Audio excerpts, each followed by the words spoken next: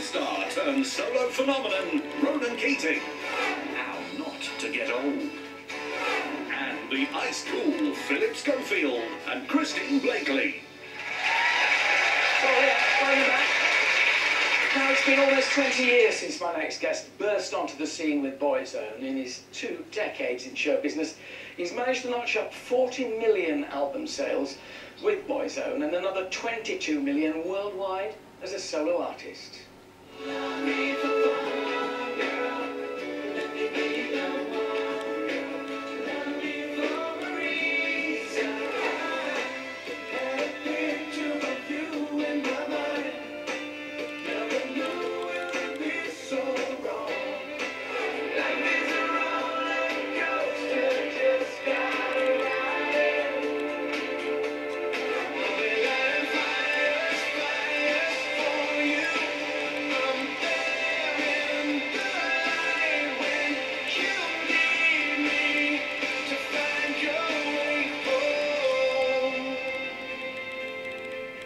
Please welcome Ronan Keating.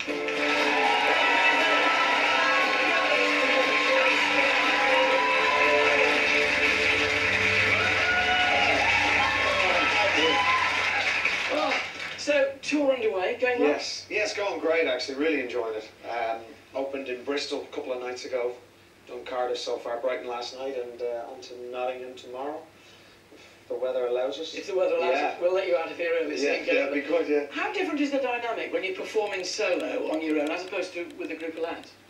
Yeah, it is a very different thing. I mean, you rely on other people on stage when you're in the band, you know, and they've got their parts in the show, and you know their links and their vocals and so on. So you kind of you've got time to kind of deal with everything a little bit differently. You know, it's more relaxed, I think. On your own, you've got all of it. I mean, I do 20 songs in the set. So it's a big commitment on, you know, on your voice as well as, you know, your brain, I guess. It seems to me there's always this great juggling for the likes of you between the album and the tour and the album.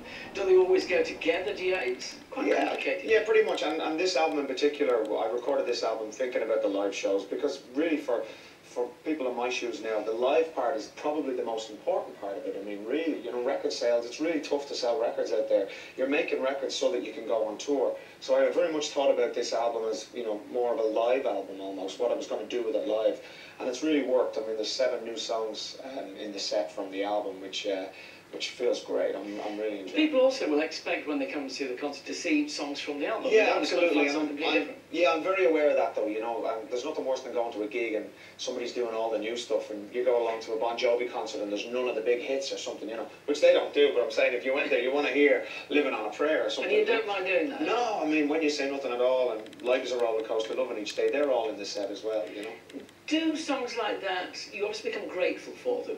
Things like, you know, You Say Nothing at All, made huge by Notting Hill. Yeah, very much, yeah. Do you love them more because of that, or in a way does it make it harder to love them because they're so popular?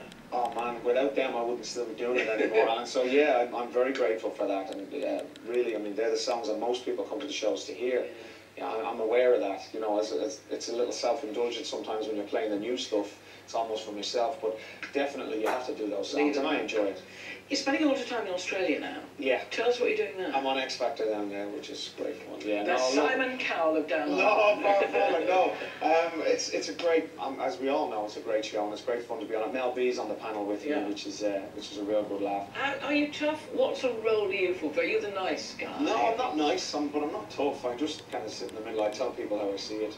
Be honest with them, and you know, you get a lot of deluded people come on the panel and you know think they're not on the panel on the show, and they think they know what they're talking about. They think they have what it takes, and they don't. And you have to be honest with them. You know, they're just not cut out for it. But you know, you came up with the boy band, as it were, so you've seen it from a similar sort of sharp end in a way. Yeah, I mean, we did auditions. There was 300 of us that turned up. You know, we did it without the cameras, basically. Similar idea, came back week after week. Louis Walsh auditioned us, you know, 300 lads, and you know, so it was pretty similar. Yeah. But people like me who say, oh, I can't remember them, and they all look the same, and they all sound the same. I mean, what's your advice then to someone going on X Factor, whether it's in Australia or this country? I think you know, be true to yourself, really. You know, be the artist you want to be from the get-go.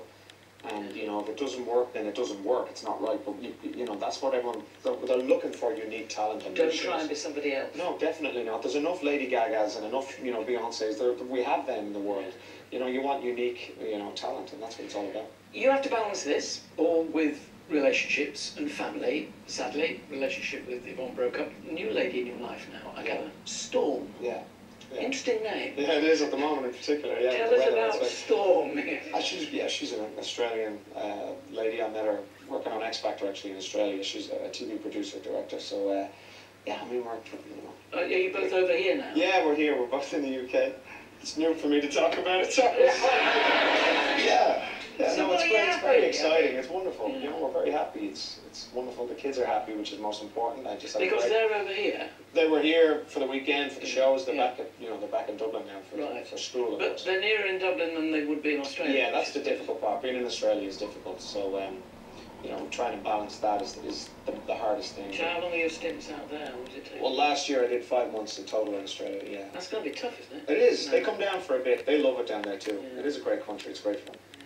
So balancing that, balancing the work, balancing and appearing in a film in Australia, I gather as well. Yeah, I made a movie, my first film called Goddess.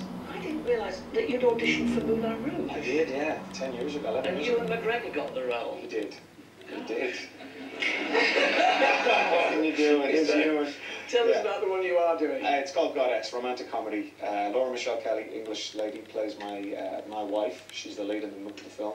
It's a great family story. Basically, I'm at sea most of the time. I studied Wales. She's a housewife at home, but she was a performer before we got married. So I buy her a webcam so we can talk, but we don't talk on the webcam. So she starts singing in her kitchen, performing on the webcam. Becomes this big star around the world, and she gets whisked off to be this star. And I have to come home and mind the kids, but the webcam is still on. So I get filmed in the house, you know, with the nanny and with all these different situations. But it's fun. It's all very innocent fun. Are we going to see it? I hope so. I hope so. We've got the Australian release is March 7, and most countries are going to release it, but the UK are yet to pick it up. So Well, maybe now that this is... Well, now they'll Goddess, somebody Alan Titchmarsh starring show, and they Ronan will. Keating. Right. They will. Well, Ronan will be performing a track from his latest album later in the show, so enjoy that. First, if braving the cold temperatures is just a little too much for you, why not cosy up on the sofa and have a chuckle? It's the AT show kickstarts your week in style. Ronan, just follow me, will you, as we join someone who's been digging up all kinds of weird and wonderful things to bring a smile to your face this Blue Monday. Christine Blakely.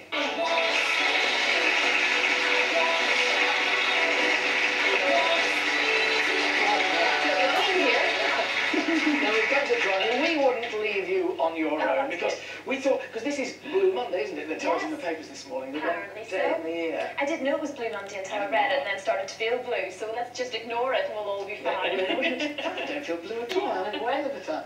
Now, the internet is a great place for finding clips, Yeah. YouTube, and things like that. And there is one which I know, it became the most, I think, 150 million hits. That's this right, this yeah. first one, which is just to show the kind of thing. Yes, exactly. This keeps you occupied if you are a bit snowed in and you can't get out and about. You can go online and see these various clips, and this one, as you say... Well, you may well have seen this. You might have done. Yeah. This is brilliant and just incredibly cute. Very sweet. Here we are. Here's the panda sitting in the cage at the zoo with its baby at its feet, quietly munching its bamboo.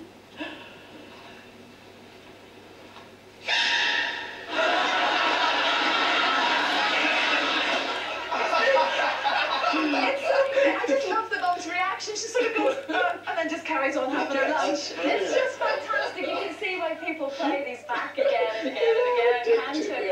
It does make you think, what did we do before our phones to film all of these things? And there's so many animal and pampered pooch type videos out there. And there are lots of ones involving little cats. I do love these ones, and I think it's because I'm a pet person. But there's this brilliant one actually with probably the fastest reflexes I've ever seen in an animal. You'll see this is just brilliant. A little cat who's trying to get back at its owner, let's just say. Okay. Cat in a box. We all love that. Let's have a It's look. very basic.